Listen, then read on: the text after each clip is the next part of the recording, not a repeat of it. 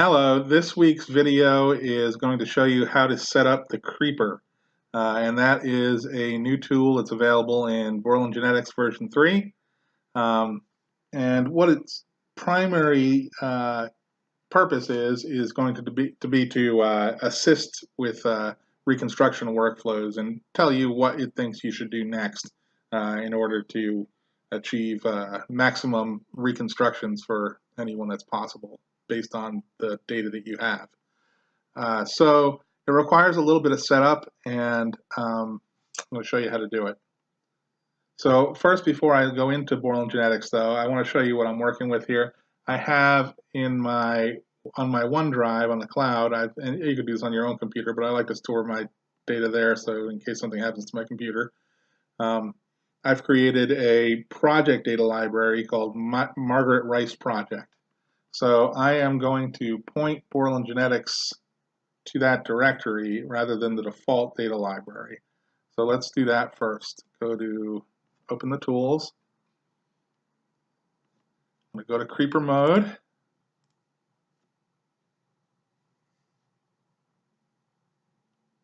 Settings. And I want the data library to be reassigned to that directory for now. And I've got a file, a folder in here called zipped output, and that's where I want all the zip files to go. And for now, I'll leave it on. Back to the project directory. Oh, by the way, I like to sort the project directory. I know by default, I think it goes by name. So when you'll see it looks like this. It would look like this on your computer unless you went to the date modified and click on it. And the reason I like to do that is because as a new file is created, it shows up at the top of the list, so I can kind of see what's going on in real time while the program's running. I don't have to search for what's being created among a haystack. So like this, you can see on the February 9th, I did a reconstruction for this relative Joseph Rice. And that's the most recent thing that was done. All right, so let's apply the changes. Let's do it to all future sessions because we're going to be working with this data set for a while. Submit. Okay, configuration settings successfully modified. So let's continue. And now let's go to the creeper home. And since in this directory there was the creeper has never visited this directory, it's going to treat this is what you'll see if you are a new user. Hello. I'm the creeper. I would like to help you reconstruct your ancestors. Let's get started. The first thing we need to do is create a resource list containing all factory kits stored in your data library.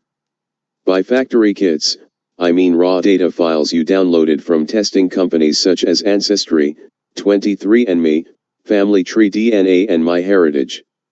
For now, we will not include any synthetic kits in this resource list. To begin, close the Internet browser to return to the Borland Genetics desktop toolkit. Then, select Manage Resources and use the Add Build 37 resource option as many times as necessary to add all available factory resources to the active resource list. Then, return to Creeper mode and I will take it from there. Okay, so I'm just going to follow those directions. I'm going to close the web browser. And it takes a second before the toolkit pops back up. Okay, creeper successfully deactivated. And notice that it has dropped, you can see the most recent file now is it dropped a creeper file into my directory. Please do not erase that file. If you do, you will be starting over with the creeper every time you erase it. Okay, so continue. And let's do what it said. Let's go to Manage DNA Resources and let's add all of my factory resources to my resource list. Okay, so now notice that I'm in the correct directory because I chose that. And let's see, let's start with my Aunt Barbara.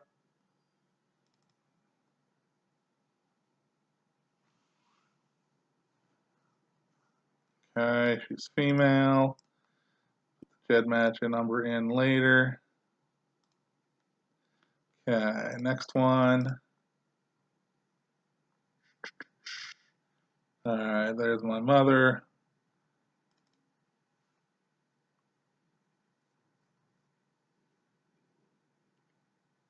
Female. Ged match in later. Okay, add another one.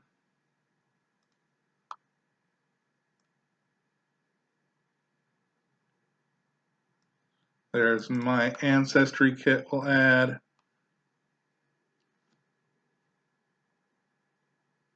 Male. And another one. Let's put my 23andMe kit in there.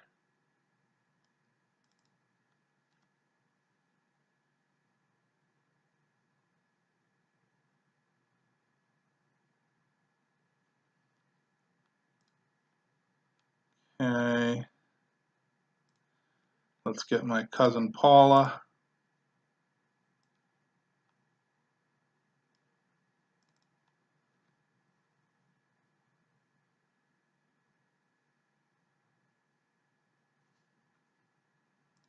Okay. And let's get my brother Steven.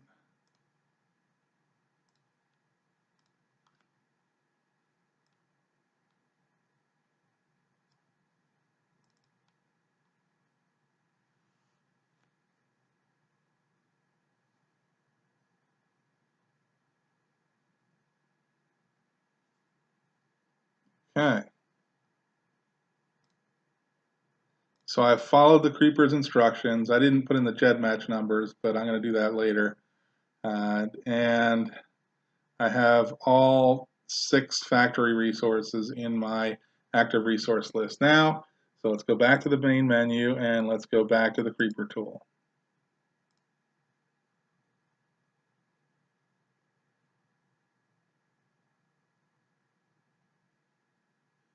Okay, so we'll click to begin or continue. Hello. I'm the creeper. Were you successful in adding your factory resources to the active resource list? So it remembers where we left off, which is good.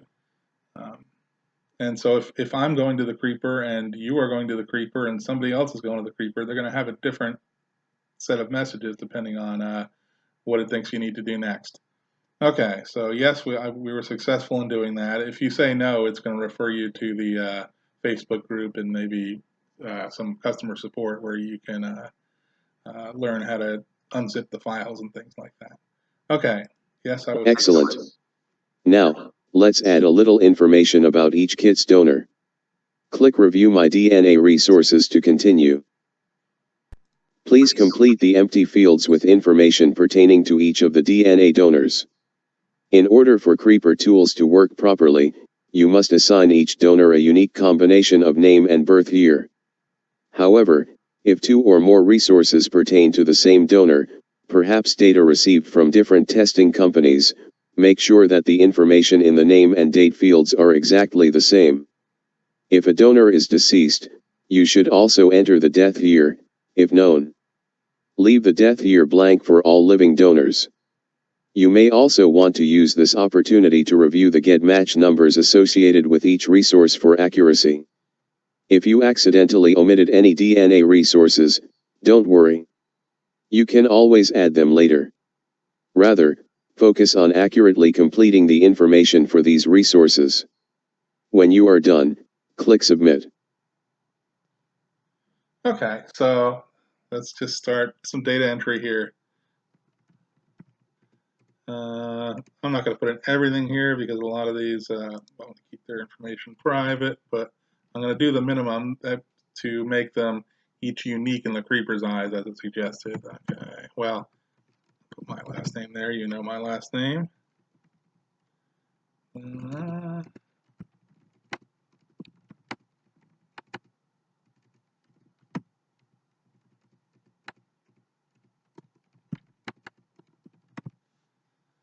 All right, so everything that's enough at least so that each one has a unique combination of names and dates, except of course the 2 that are both for me, which are my Ancestry and 23andMe kits.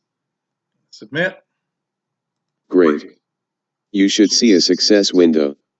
Whenever you see a success window generated like this, you must first click continue in that window to reactivate the creeper's cerebellum, before proceeding to the next activity in the web browser. Alright, so we're going to click continue so that the desktop tools are back on alert that it might be receiving messages from the internet tool. And then we'll wait 3 seconds and click begin continue, and it'll probably take us somewhere else this time. Now I am ready to begin analyzing the relationships between the donor kits you have provided. This is an iterative process, so you may wind up at this screen more than once. My creepy transmission protocol requires several seconds to think between actions, so always wait for me to finish speaking before clicking continue. Also, whenever I bring you to a new screen of choices, or when you first begin your creeper sessions, never click any button on the screen less than 3 seconds after a page loads. This will avoid overlapping transmissions between my basal ganglia and my cerebellum. My neurotransmitters aren't fast like a human, as they must send their signals across the vast expanse of the internet. Okay, now click continue. Alright, and while that is a little silly, I did model this entire computer program after my understanding of how a human brain works. That way, in the future, I will be able to introduce some mild artificial intelligence. Let's see, click to continue. Now I would like to check for any duplicate profiles that require merger. I can only process one merge at a time, so if you've been here before, just humor me, and when I finish speaking, click the scan button. Finish speaking, click the scan button. I found a duplicate profile for Kevin Borland, and I have a few options for you to choose from.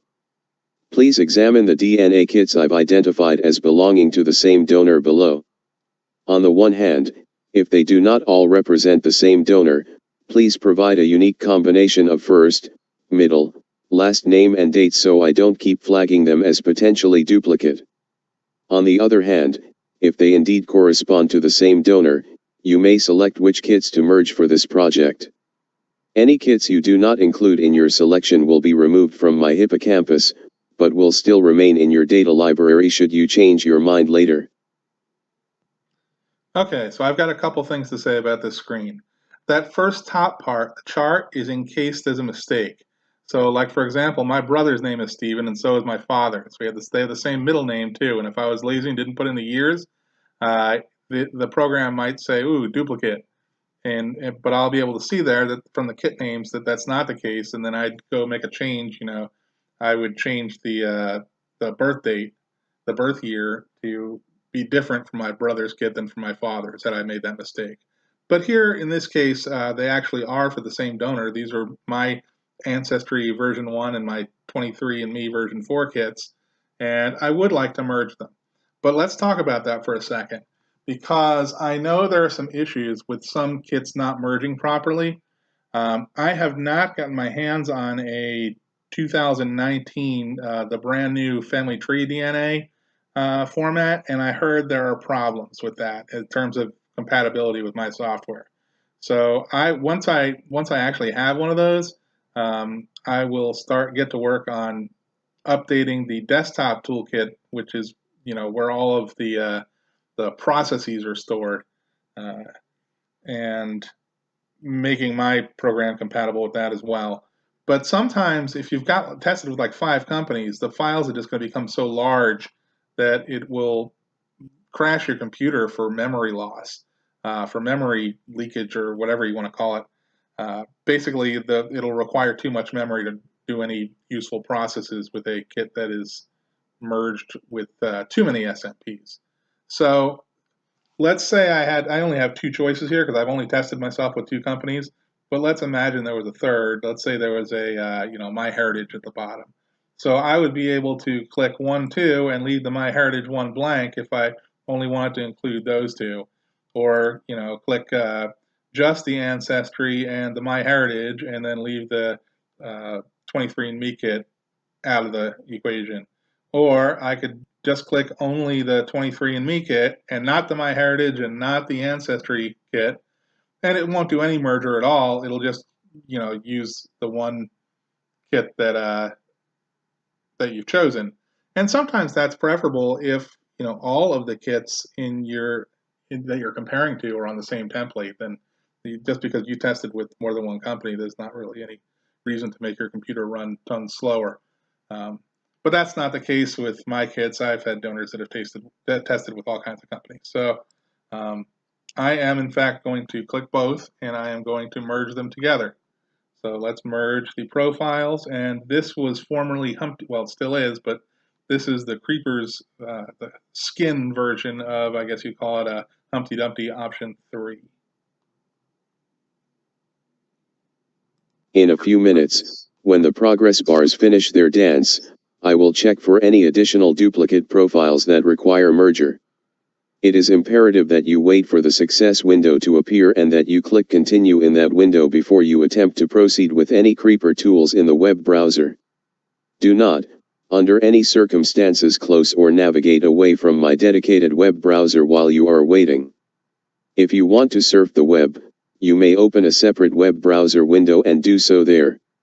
This is a relatively short process, but for longer processes, I will provide some embedded videos that are safe to watch while you wait, should you choose to do so. And that goes to the fact that this is not a normal web browser. It's, kind of a hacked web browser that is being, controlled by your toolkit, and also at the same time controlling your toolkit. So they're each writing code for each other to perform tasks depending on where you are in the process and what kind of resources you have. So what would happen if you close this, by the way, before it's done with the progress bars going? It would crash your program. It would be a soft crash, though. It would say the Creeper was deactivated, and the next time you went to the Creeper, you'd have to start this again. So that would be annoying, so you don't want to do that.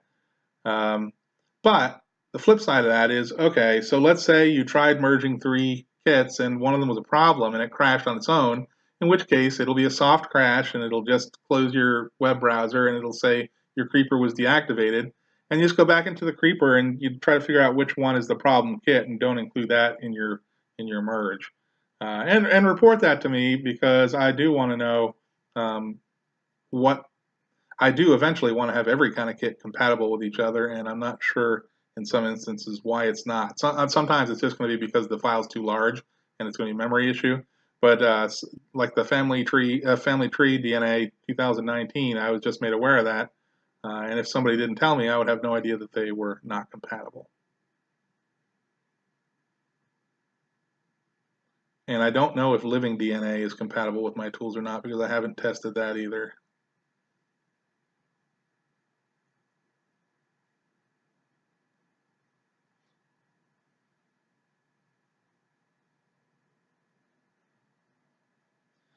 So this says,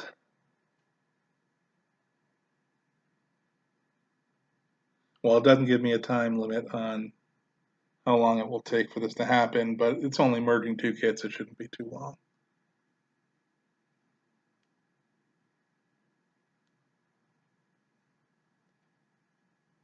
And I realize that eventually some of us will be using this a lot and will get sick of hearing the spoken word. I mean, for now, if you wanted, you can just turn down your volume, but I will have things like volume control, and I will probably have a button that or a setting that turns off audio.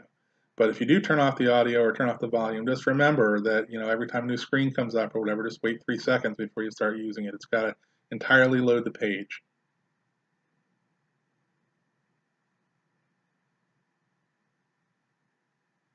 The same goes when you click if there are multiple buttons on one screen, if like a multi-button process, you'll have to wait a few seconds between each button because it's actually updating the page. When you click a button, you just can't see it. Okay. DNA resources successfully merged and the phase matrix successfully modified. That's our success window. We have to close it, and then we can continue to the next stop. which is, of course, okay, I'm wondering why it hasn't changed, but the reason it hasn't changed, because the next step is to scan to see if there are any more duplicate profiles. Just because I don't happen to have any more duplicate profiles doesn't mean that you don't. So it's going to keep, I forgot that this is a reiterative process, and it's going to check for more. Fabulous. There are no duplicate entries. We are ready to proceed to the next step. All right, since we took care of my two kits, there are no duplicate entries left in the list.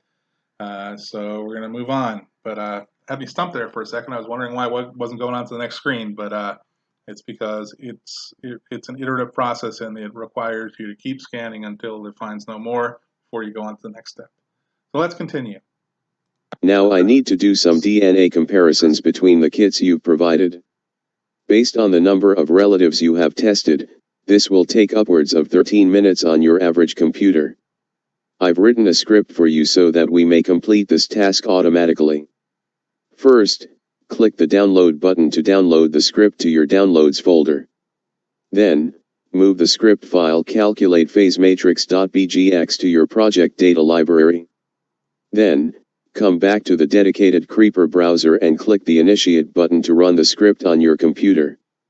When the script is finished running, and you've closed the success window, please select Creeper Home from the navigation bar at the top of the browser to continue. Okay, so first we're going to download the activation script. And there it is, it only took a second. And then we're going to move it into our project library. So let's show it in the folder. Okay, and let's move that into Margaret Rice project. Okay, make sure it got there. Yep, there it is. Calculate phase matrix, and BGX is a Borland genetics script file. And just to see, since we haven't been here in a while, it's okay to look at these files, just don't erase them or modify them on your own. So the Borland genetics matrix, it doesn't have a lot of data in there, but you see it has some data. The Creeper resources, it created a resource list of those factory resources. Oh, and actually it swapped out mine, right? It swapped out my two factory resources and created its own. Okay, and then calculate phase matrix is a script, and it looks like this. And you won't be able to run this as a script unless you're in Creeper mode, which doesn't allow you to run scripts. It runs them on its own.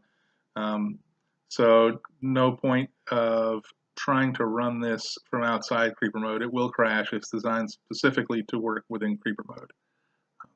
Okay, but I mean that's what you've downloaded. It's just a Borland genetics script that's going to be run through the version 2.1 script recorder playback, but it's designed to only work in Creeper mode. Okay, so we downloaded it, we've moved it to the folder. So now we're going to initiate the script, is what it tells us to do next. And it says that'll take 13 minutes. So once I hit this, I'm going to speed up the camera.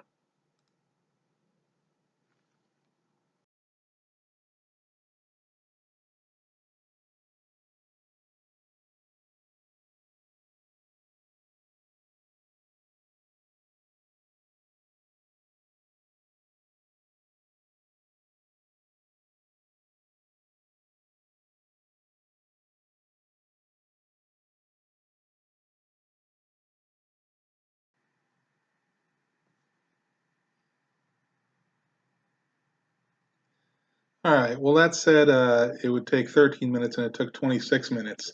And that approximation was based on using purely factory kits, and I used a merged kit for my own DNA. So I guess using the merged templates really slows it down, in this case by a factor of 2. So just something to keep in mind, although I think you'll get better results. And it was actually really costly on the memory of the computer too, because I don't know if you noticed, because it was in fast motion, but the progress bars started doing their thing on the top left and not inside the progress box. So that was interesting, and that happens whenever the computer is getting short on memory. it pulls some memory from less important tasks so it can focus on the ones that it needs to do. Okay, so, but anyway, it was successful. We'll go to continue.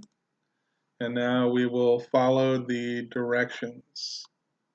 And by the way, mine said 13 minutes here. Yours may say 2 hours. It may say 5 minutes. It depends on what your resources are. Okay. So it said go to Creeper Home when we're done with this. Okay, and that just looks like normal. But now what happens when we click on Begin Continue Creeper Session? Welcome to the Creeper main menu. Choose a selection from the options below. Okay, well there's not much here yet. Most of these, there's only one option that, let me hide that. There's only one option that doesn't say coming soon. So like if you want to add a new factory DNA resource after you've done this. This section is under construction. You'll have Please to wait. check back soon. This section is under construction. Please check back soon. But you will be able to add the phase kits you've created already. I haven't decided exactly how I want to do that because as the Creeper is creating its own phase kits, it's also storing information about how it created them and why, so that it could later learn. And if you've done the creation yourself, it's going to sort of subvert that process. But still, I don't want to waste people's time if they've already done all the work. I want them to be able to use the phase kits they created already. Okay, and then we'll also be able to convert a GEDmatch cousin to a profile, and that's something like the cousin bundling technique that I showed in my last video. That's going to be built into this. This section is under construction. Please check back soon. But the main feature is going to be the assisted reconstruction, and that's also coming soon. And that's where the Creeper will guide you through each step of the reconstruction, and it's going to learn different patterns, different techniques, little by little as I teach it. Hello. I'm the Creeper. I would like to help you reconstruct your ancestors. But for now, I'm a sleeper. I am awaiting training. So that's what you'll hear if you click on that now. But I did have this one set up just so you could see if the processing worked. And that processing, that 13-minute processing, or 26-minute in my case, was sort of it's analogous to what GEDmatch does when it processes when you upload a new kit. Only here we uploaded 5 at a time, and we're only comparing it to those 5 kits. Whereas on GEDmatch, you're uploading typically 1 or 2 at a time, and it's being compared to 1 million kits, and that's why it takes like 2 days as opposed to 13 minutes. And their matching algorithm is a lot more memory efficient than mine is, and they're running on a faster computer than my little laptop here. So here we go. This is what I do have ready for you, and it's the Imagine Visual Profiles. Let's select a resource to view or edit. First, click the top button to display the resource index. Then, when you have selected the radio button next to the resource you wish to display, click the bottom button to load the data corresponding to that resource. Okay, so let's load the resource index, and let's select me here. And then we're going to load the selected resource. The selected resource has been successfully loaded. Click the display button to continue. Well, that's obviously not the most flattering picture of me here. But what you see here is that it's collected the match data. It's processed and assembled the match data to all the other kits. And I matched my Aunt Barbara at 1859 centimorgans and my mother at 3758. And why is that so high? It's because it's including the X. My cousin Paula at 56 centimorgans and my brother at 2700 centimorgans. So it's functioning properly. And if I want to go back to Creeper Home, I could then, Welcome to the Creeper main menu. Choose a selection from the options below. It's not going to take me all through setup again because it remembers that we've already done that. But, if you get a new DNA kit, we're going to have to add it on using one of these coming soon features later. Okay, so now you see, now that we've done the setup, it doesn't require you to redo the setup. It remembers what's been done. And even though that, it's still going through the same website, borlandgenetics.tools/creeper.html. This is a good time to mention something. Again, this is sort of using a modified version of Chrome or Chrome that's being controlled by your desktop software, and vice versa. It's also it allows Chrome to control it allows the two to communicate and send code to each other. So what happens if you try to run, just go to www.borlandgenetics.tools/creeper in a tab that was not, or in a browser that was not set up to be interacting with the creeper, that the creeper didn't open by itself. It's not going to work. In fact, what it's going to do, it'll probably give you the error message that you need to download the most recent version of Borland Genetics software, because the internet version will say, well, geez, there's no, it must be running an incompatible version of the software because I'm not getting the proper message that I need to get. So it's going to instruct you to upgrade your software even if you already have the most recent version, if you are not connected and linked properly. And sometimes if the first action you take is just opening up the creeper from the toolkit, and you're too quick with the and don't wait for it to fully load the page, and then you click the whatever button is on your screen, the continue and begin, you might get that message, because it takes a few seconds to fully load, and sometimes you can't tell. It looks like it's fully loaded, and it's actually not. So if you get that message to download the most recent version, before you go nuts and actually download another version of something you might already have, just click on Creeper Home again, and it'll take you to where it should be. So I waited 1, 2, 3. Welcome to the Creeper main menu. Choose a selection from the options below. Okay, so let's just look at another profile. Let's select a resource to view or edit. First, click the top button to display the resource index. Then, when you have selected the radio button next to the resource you wish to display, click the bottom button to load the data corresponding to that resource. Okay, so let's look at my mother's now. The selected resource has been successfully loaded. Click the display button to continue. Okay, same horrible picture. So DNA resources is one resource, and that's the primary stereo resource that we uploaded. If I had done any reconstructions, like if I had created a phased kit for myself, it would also, if I phased my DNA, the paternal and maternal, using my mother, and created a maternally phased, it would also show up here as a secondary mono resource. Okay, so immediate family. Don't be alarmed. These are all blank right now. It's because, well, first of all, if there's a correction, if the creeper gets it wrong, you'll be able to correct it. But the creeper is going to try to predict how people are related based on their DNA. So it's blank now because I haven't, gotten into the actual reconstruction element of the creeper. But when it does, it's going to fill in some of those by itself. It's going to decide who people's mother and fathers are. Or in some cases, it's going to have to ask you, is this person somebody's mother? Does this person have any other children?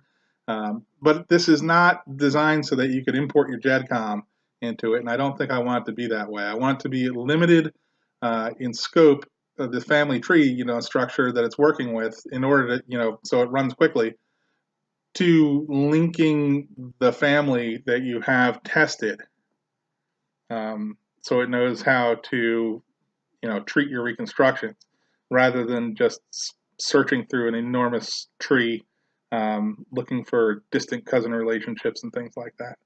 So the purpose of this tree structure is to guide through the reconstruction. It's not to create your entire family tree in here, and it's going to ask you what it needs to, or figure it out based on the DNA itself, to figure out the relationships and to create that tree structure. But we're almost there, but not quite yet. And DNA matches her sister nicely. Matches her cousin Paula, a generation closer than I am, so she matches about double as much. Matches my brother and I at, again, over 3,600, which is full, which is a parent-child relationship. And actions is under construction, and that's where I'm going to have things on here like exporting. So you can export it in different formats. Maybe you could export the primary stereo resource to FTDNA format. Basically like MapMy23 does, except I'm going to try to make it more robust so that it'll pick the best format for a kit to map it to, so that it loses the least amount of SNPs, which should even allow a lot of reconstructed kits to be uploaded there, assuming that's within their terms of use. Do not go trying to upload the output right now to MyHeritage or my family tree DNA. It's not going to work for a few reasons. The output from Borland Genetics should run nicely on GEDmatch. That's what it was designed for. It was actually designed for the original GEDmatch, but it works just as well in GEDmatch Genesis. But the output was not designed for family tree DNA, and it will cause all kinds of problems if you try to upload it there. Usually it'll just cause the problem of saying, sorry, it's not compatible. But if you should modify it and figure out a couple things that you need to do to get it to upload there, it's going to cause problems like matching everyone on the X chromosome, unless you are really careful. The reason I want to include the compatibility in my software is so that it doesn't cause a lot of problems on their server with where people are calling in and to their customer service because they're having strange behavior on their X chromosomes. So that if people are going to do it, at least do it in a way that it doesn't disturb the universe there. Okay, but I'm a little bit off from that, and next week I am going to be in Utah for the RootsTech convention. So I'll probably do a video from there. I don't think it's going to be technical. Maybe just highlights of the RootsTech. And then when I get back, I'm going to get going on the Creeper. I'm also going to try to work on some of the efficiency stuff because I am tired of seeing the the progress bars go outside of their thing. And I wasn't really focusing on that when I created the desktop toolkit. I was really focused on trying to get the math right and getting it to properly reconstruct everything the way it should and get everything in its place. But there's a lot of room for improvement on efficiency, both in terms of time it takes to do a process, like converting templates. I think there's a lot of room for making that faster, and efficiency to use less memory so it doesn't, take forever to run. Okay, well that's it for now, and I will see you all next week.